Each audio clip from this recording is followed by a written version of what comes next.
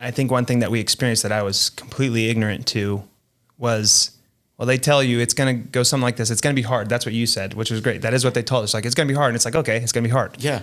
You know, I'm ready or I'm not, I don't know, but it's that doesn't even come close to explaining what it is that you're going through.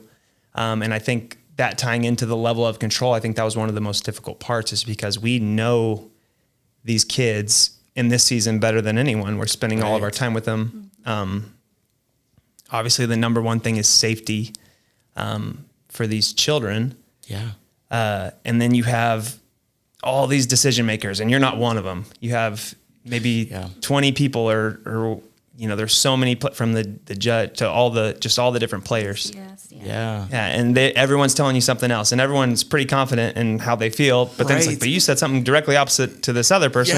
Yeah. And so they are likely going to be up for adoption in 1 week, and then the next week they are definitely going back home. Oh, wow. And we're just sitting here getting whiplash, like one to the next. It's like, what is the rest of our life going to look like? And this is before any decisions have even been made. So it's hard to move forward when you just Yeah. I think going into the process, we knew it was going to take faith. I think that's kind of what we talked about. It's like, we don't have control.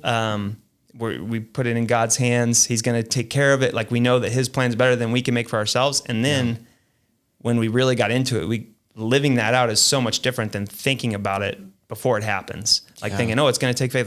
But then when you actually see these kids and you're their parents and you don't know, it's just like, God, I really hope you're doing, you know, I hope you're on it. You're going to complete what you said, or we had all this faith that you're going to do the right thing. And that's what brought us to this.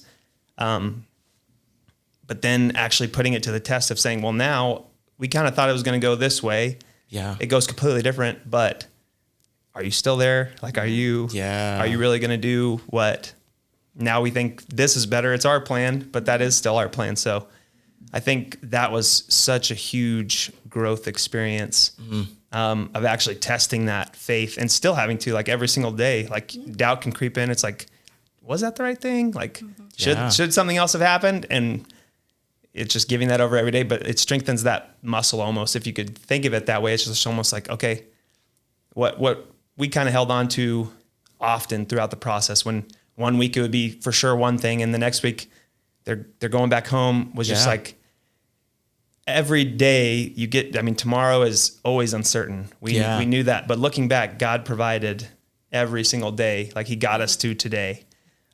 So it's, looking back, there's such comfort that, because there were so many scares where we thought it would have been way too soon. Yeah. And it was like, they're going to go. And we're like, I don't know that they're ready, but then something would happen and they would still be with us. Wow. And it's just like, that probably happened more than 5 times. Yeah. And so, and that took place over, 8 months. So it's just like, wow, we're still in this situation. God has provided every day up till to now. And then, when that did happen for us, it's just like, okay, well, why wouldn't it have happened all those other times? I mean, there has to be a reason. That's what we were able to hold on to. So it gave us great comfort and hope.